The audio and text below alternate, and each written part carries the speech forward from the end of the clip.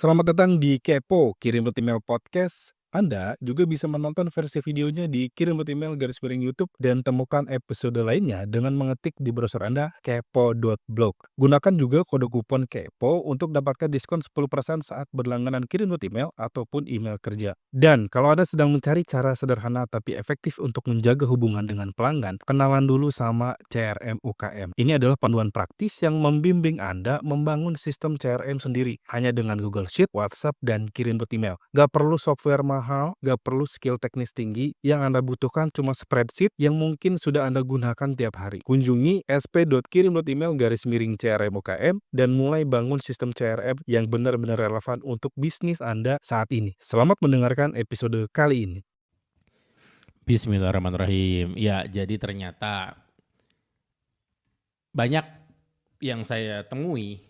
Jadi saya sering rutin banget ya. Saya rutin meeting sama pengguna-pengguna kirim.email ya untuk diskusi implementasi email marketing dalam bisnisnya ya. Jika Anda pengguna kirim.email pengen ngobrol juga, silakan email aja ke saya fikry@kirim.email. Ya, kita sepakati waktu, berikan username akun Anda ke saya, kita sepakati waktunya, kita ngobrol soal strategi email. Jadi saya sering strategic call sama user, sama pengguna, sama customer yang kirim email. Dan ternyata saya kaget ya, banyak yang nggak bisa menjawab.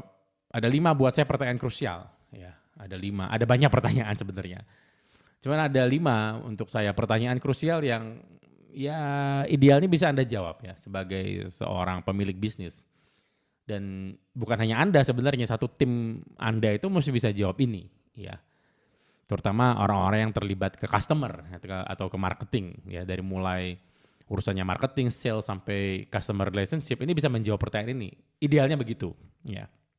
Tapi ternyata setelah saya ajakin meeting beberapa founder atau beberapa CEO lah ya, direkturnya lah gitu, nggak bisa menjawab pertanyaan-pertanyaan sederhana ya, yang akan saya tanyakan berikut ini ya. Dan ini terjadi lucunya bukan hanya UKM dan medium ya, medium level bisnis, tapi juga klien-klien kirim email yang sudah di level corporate ya, di level enterprise lah gitu, di level di atas yang sudah publik mungkin, yang sudah Anda bisa lihat bisnisnya di bursa efek mungkin ya, juga nggak bisa ya.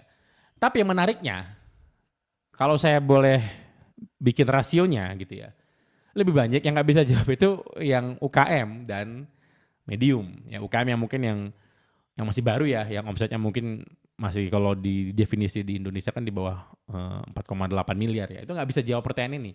Justru yang di atas-atas, yang di atas itu malah lebih sering bisa jawab. Lucu. Ya artinya apa? Mungkin memang benar semakin besar sebuah perusahaan, itu semakin peduli dia sama customernya. Jadi dulu saya pernah menulis ada artikelnya bahwa pengusaha besar detail kecil. Ya, artinya apa? Semakin besar sebuah usaha, semakin kecil detail yang diketahui si foundernya. Ingat ya, mengetahui detail bukan mengeksekusi detail. Ya, justru dia tidak mengeksekusi yang perintilan lagi, dia nggak mengeksekusi sales lagi apa. Dia nggak mengeksekusi, dia nggak nyuci toilet lagi. Walaupun ada beberapa CEO yang masih nyuci toilet ya untuk memberikan contoh ke customernya gitu. Tapi bukan itu maksud saya. Maksud saya adalah dia tuh paham sampai detail ya. Seperti yang sering saya ceritakan mungkin di podcast ini juga. Mentor saya itu tahu coating pabriknya, coating lantai pabrik itu tahu gitu loh. Ya mereknya apa, yang bagus apa, sampai tahu sampai perintilan-perintilan yang lebih kecil dari itu juga beliau tahu. Ya. Kalau bahas Google Ads itu sampai kecil-kecil yang faktor-faktor mempengaruhi Google Ads itu tahu semua, yang saya nggak tahu gitu loh. Ya padahal usaha saya nggak sebesar beliau gitu loh, jauh lebih kecil. Ya. Nah itu ya, jadi terbukti lagi di sini bahwa ternyata ya UKM-UKM itu mungkin beberapa UKM ya mungkin saya doakan bukan Anda ya. Itu justru tidak detail pengetahuannya. Ya malah yang bisnis di level medium dan enterprise yang corporate yang namanya muncul di bursa efek itu perintilannya paham gitu loh. Banyak perintilan yang mereka paham. Nah, karenanya ini ada 5 pertanyaan yang sebaiknya Anda jawab. Saya hanya akan melempar pertanyaan ini, saya nggak akan memberikan jawabannya. Ada tugas Anda untuk menjawab ini, bukan saya. Ya. Dan lagi ya, maksudnya ini terlepas dari pertanyaannya, bukan Anda harus harus paham banget ini jawabannya apa, enggak. Lagi ini pertanyaan yang dinamis. Ya. Anda jawab ini sekarang dengan Anda jawab ini tahun depan, kemungkinan jawabannya akan berbeda, ya sudah, ya tidak apa-apa. Makanya Anda jawab ini berdasarkan kondisi Anda saat ini, saat Anda dengar ini mungkin. Anda mau dengar lagi ini tahun depan, Anda jawabnya berbeda lagi, ya sudah, emang seperti itu. Ya. Oke, siap. Ini 5 pertanyaannya ya, tolong dijawab. Nomor 1, siapa target customer Anda dan bagaimana profilnya, ya profil demografis, profil psikografis. Nah ini yang pernah saya sebut juga di episode lain di podcast adalah kita harus lebih sering nanya tentang siapa target pasar kita. Ini pertanyaan yang tidak pernah berhenti gitu loh. Kenapa? Lagi seiring bisnis kita bertumbuh, seiring kita bertumbuh sebagai founder, sebagai direksi, seiring tim-tim kita semua tumbuh, tim kita makin besar mungkin. Ini akan berubah juga ya. Dan lagi setelah awalnya itu kan asumsi. Target pasar itu kan awalnya asumsi saat Anda merencanakan bisnis Anda, saat Anda bangun bisnis Anda. Target pasar itu kan asumsi. Setelah Anda jalanin, target pasar itu ada clue-nya kan gitu ya. Yang mungkin tidak sama dengan asumsi Anda gitu loh. Jadi buat saya pertanyaan yang kurang sering ditanyakan ke kita. Ya, ke pebisnis. Ya, ini harus lebih sering ditanyakan. Ini pertanyaan yang tidak pernah berhenti menurut saya. Ada periode di mana ini kita tanyain gitu loh. Siapa target customer kita dan bagaimana profilnya. Ya. Kalau Anda tanya sama saya, waktu kirim.email baru berdiri tahun 2016 ya. Saya akan menjawab berbeda dengan saat saya rekam ini tahun 2025. Akan beda banget jawabannya. Ya. Top of mind saya akan beda gitu loh. Ya dulu mungkin di awal-awal saya akan nyebut internet marketer, tanpa jeda saya akan nyebut. Ya, internet marketer kenapa? Karena email list itu relate dengan profesi internet marketer ya, affiliate dan turunan-turunannya gitu loh. Ya. Baru shift setahun kemudian masuk ke e-commerce. Target pasar saya siapa? Pemilik toko online dulu, e-commerce, pemain e-commerce, pengguna automation dan lain-lain. Sekarang sudah jauh berubah banget. Ya. Ada transisi di mana target pasar kirim.email itu organisasi pendidikan, ya, organisasi edukasi seperti kampus dan lain-lain. Sekarang sudah beda lagi gitu loh. Jadi ini yang harus Anda evaluasi terus, Anda tanyain terus. Ya, dan tim Anda harus ngikut dengan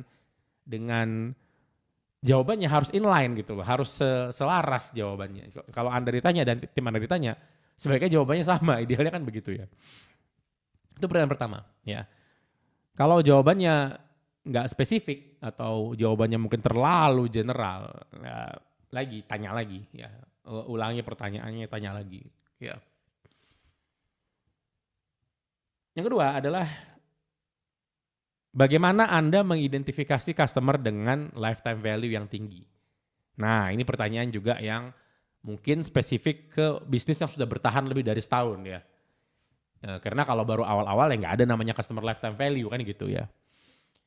Nah, banyak orang nggak tahu customer dengan lifetime value yang tinggi. Banyak sekali saya ajakin ngobrol. Siapa yang ya, mungkin kalau pertanyaannya customer lifetime value terlalu teknis ya. Siapa yang transaksi yang paling banyak setahun ini deh gitu. Itu pertanyaan saya biasanya. Ya. Banyak yang bisa jawab, kaget saya.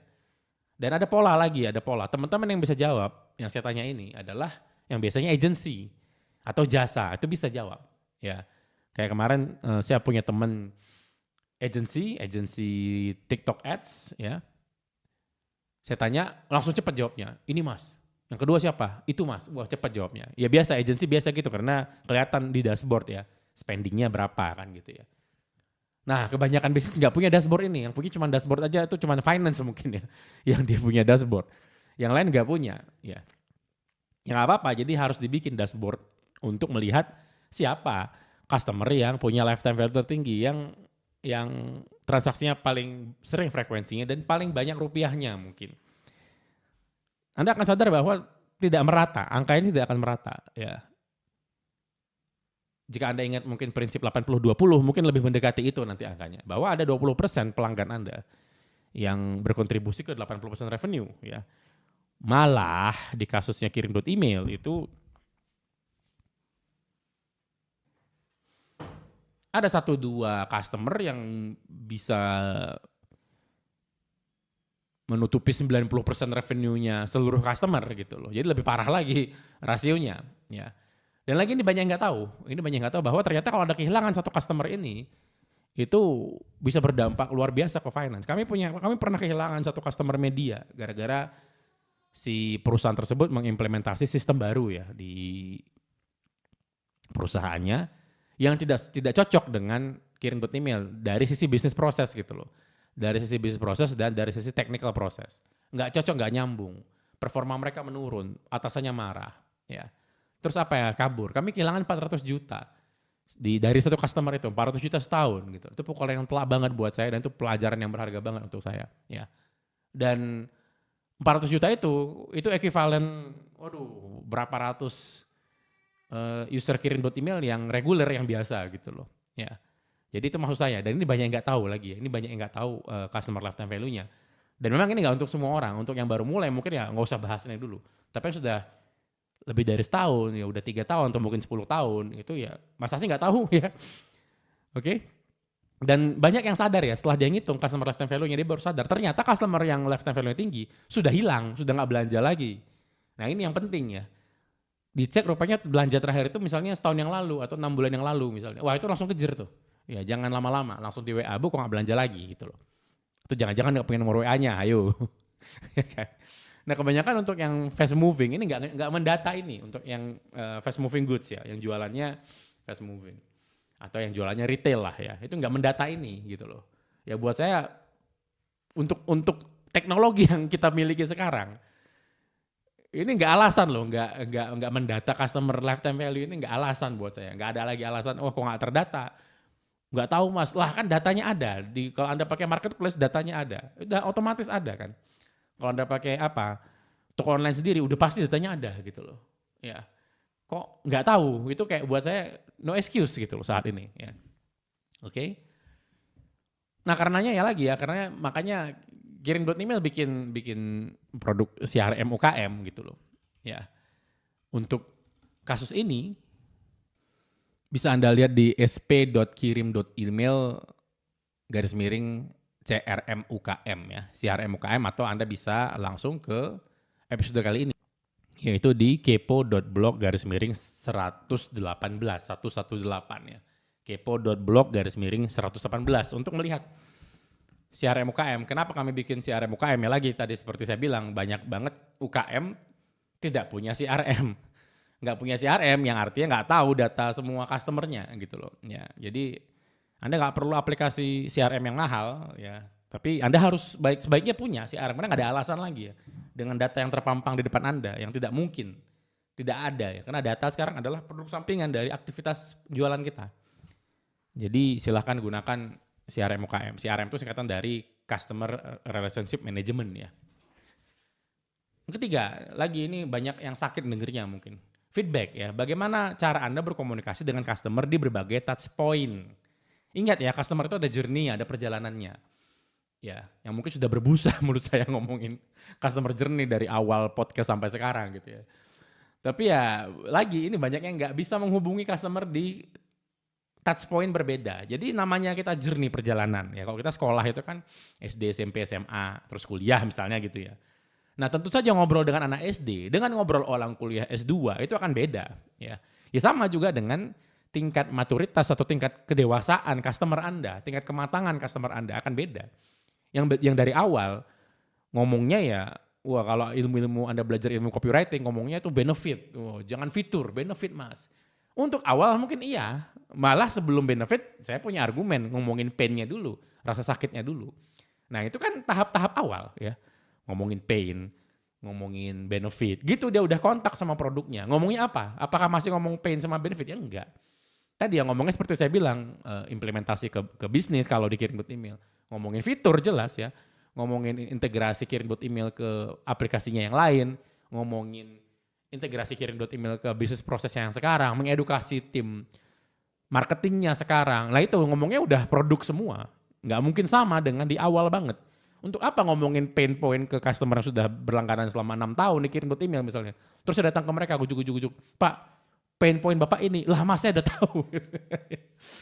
Ya kan, toh saya sama customernya juga sudah level kenalnya juga udah personal, udah ngopi-ngopi bareng, kok masih ngomongnya pain kan gitu. Nah ini yang juga banyak terjadi ya, bahwa beda touch point, itu beda komunikasinya. Nah, jadi pertanyaannya itu bagaimana cara Anda komunikasi dengan customer di berbagai touch point? Di awal bagaimana?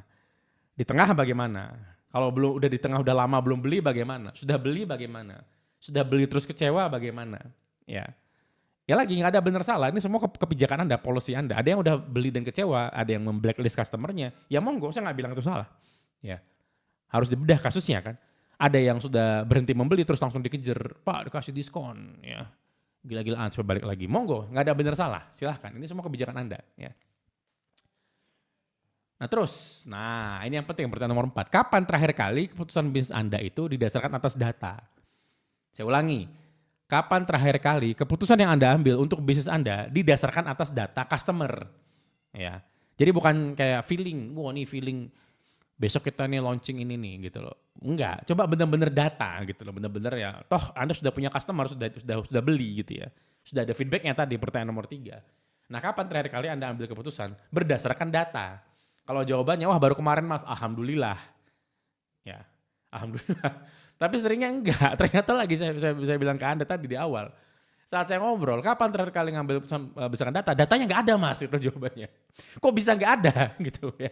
Lagi saya bilang, di level sekarang online bisnis tidak mungkin nggak ada data. Data adalah produk sampingan. Anda ngobrol aja sama user, udah ada datanya gitu loh. Ya karena kebanyakan obrolan itu kan tidak terjadi verbal ya, enggak mulut ke kuping, enggak, tapi chat kan kebanyakan. Ya, kok nggak ada datanya, kok bisa nggak ada datanya gitu loh. Ya, setiap klik itu kan terdata sekarang, setiap dia jalan kemana kan terdata, dia bounce terdata, dia open email terdata, dia baca WhatsApp terdata, dia reply terakhir kapan terdata kan. Kok bisa nggak ada datanya? Ini bukan nggak ada datanya tidak dikumpulin, tidak aware, tidak sadar. Nah, sadar adalah tahap pertama untuk mendata kan, bahwa kita punya data kok gitu loh. Ya yuk dikumpulin gitu, ya kan. Nah ini lagi banyak yang nggak bisa jawab, kapan Anda terakhir kali mengambil keputusan berdasarkan data customer ya. Jadi bukan feeling Anda atau maunya Anda. Tentu saja ya lagi, seorang pengusaha harus punya intuisi yang luar biasa, ngambil keputusan saat datanya kurang. Saya setuju banget ya. Tapi biasanya itu customer itu kan ada kebutuhan yang tidak bisa dia katakan, tapi terlihat di data gitu. Dia sendiri nggak tahu dia kadang maunya apa. Tapi juga gitu Anda lihat datanya, ternyata customer maunya ini. Ya produk CRM UKM itu lahir dari sini ya. Jadi nggak ada customer yang datang ke kirim email minta, Mas ada CRM nggak? Nggak ada yang minta seperti itu. Ya, kebanyakan pengguna kirim email menggabungkan, mengintegrasikan kirim email ke aplikasi CRM yang sudah dia gunakan saat ini. Itu model yang paling sering terjadi. Ya. Tapi ternyata banyak yang nggak bayar aplikasi CRM. Kenapa? Ngerasa nggak butuh atau terlalu mahal karena beberapa aplikasi CRM memang tidak murah. Ya, akhirnya mendata sendiri manual pembelinya. Ya, di WA lah ada yang di Excel lah. Nah makanya kami bikin produk CRM UKM tadi ya dari data ini bahwa ada orang yang jualan itu menggunakan kirim email, terutama pengguna kirim email jualannya menggunakan WA dan Excel. Excel kami ganti Google Sheets ya. Karena lebih bagus buat saya produknya Google Sheets daripada Excel. Paling nggak saat ini ya, karena saya menggunakan itu. Yang ternyata ya lagi disambut alhamdulillah sangat antusias sama pengguna sama customer gitu loh. Kenapa? Ya lagi dari data. Nggak ada yang minta ini, nggak ada. Kalau saya tanya sama customer apakah butuh e-book cara membuat CRM sendiri, ya nggak ada yang bilang butuh. Ini semua berdasarkan data, ya data yang saya kumpulin dari percakapan. Ada yang kualitatif, ada yang kuantitatif, ya. Maka dirilislah produk ini. That's it. Ya. Nah, ini baru pertanyaan terakhir, ya, yang kelima. Apa kebutuhan utama dan pain point yang dialami customer? Lagi ini banyak yang nggak bisa jawab. Pain point-nya apa? Ya, tadi saya jawab. Tadi saya ada pertanyaan sebelumnya di customer feedback dari setiap touch point. Ya, dari semua pertanyaan di setiap touch point, yang paling penting untuk Anda jawab adalah di pain point. Ya, jadi kenapa Anda tahu pain point customer? Anda punya solusi tepat sasaran. Ya, supaya meningkatkan yang namanya willingness to pay, keinginan membayar. Kenapa? Semakin banyak pain point, namanya pain point ya. Jadi mungkin nggak cuma satu ya, pain points mungkin jamak ya. Kadang satu, kadang banyak ya. Kalau Anda bisa menceklis semua, anggaplah pain points ini kayak to do list, kayak checklist gitu loh. Seberapa banyak bisa Anda checklist ya. Makin banyak pain point yang bisa Anda checklist, misalnya pain point nomor 1, cek, selesai. Pain point nomor 2, cek, selesai. Makin banyak yang bisa Anda checklist, makin tepat sasaran solusi Anda. Ya. tepat sasaran solusi Anda, willingness to pay-nya naik, premium. Dia efek sampingnya dia berlangganan lebih lama, dia, jadi pelanggan Anda untuk waktu yang sangat lama, ya. Kenapa? Pain point-nya selesai, ya. Jika saya data customer kirim email yang usianya di atas 5 tahun ya, berlangganan kirim email, kenapa? Banyak pain point itu terpenuhi di kirim email, ya. Jadi dan banyak yang bisa jawab ini. Padahal ini pertanyaan dasar banget ya. Seperti saya katakan di pertanyaan ketiga, kalau kita perhatikan di setiap perjalanan customer, pain point ini pertanyaan paling awal, di touch point paling awal. Ini belum bahas touch point yang lain, ya di awal. Makanya saya bilang tadi sebelum benefit, itu pain-nya apa? Malah buat saya mengetahui pain-nya customer lebih penting daripada benefit yang dicari. Karena seringkali orang tidak tahu manfaat apa yang dia cari, tapi dia tahu rasa sakitnya. Kenapa? Sudah dialamin sama dia. Biasanya begitu. Oke? Yuk jawab. Silakan, ini PR buat Anda. Jika Anda bisa menjawab atau Anda memiliki pertanyaan, email saya sangat terbuka. Ayo diskusi. fikry@kirim.email. fikry@kirim.email ya. Terima kasih. Assalamualaikum warahmatullahi wabarakatuh. Terima kasih sudah mendengarkan episode kali ini sampai akhir. Jangan lupa Anda masih bisa menikmati episode lainnya dengan mengetik langsung di browser Anda kepo.blog atau Anda masih bisa tonton versi videonya di kirim.email YouTube. Dan jika Anda ingin membangun sistem CRM yang praktis tanpa biaya mahal, cukup dengan Google Sheet kenalan dengan CRM UKM, langsung aja ke sp.kirim.email CRM UKM. Sampai bertemu di episode selanjutnya.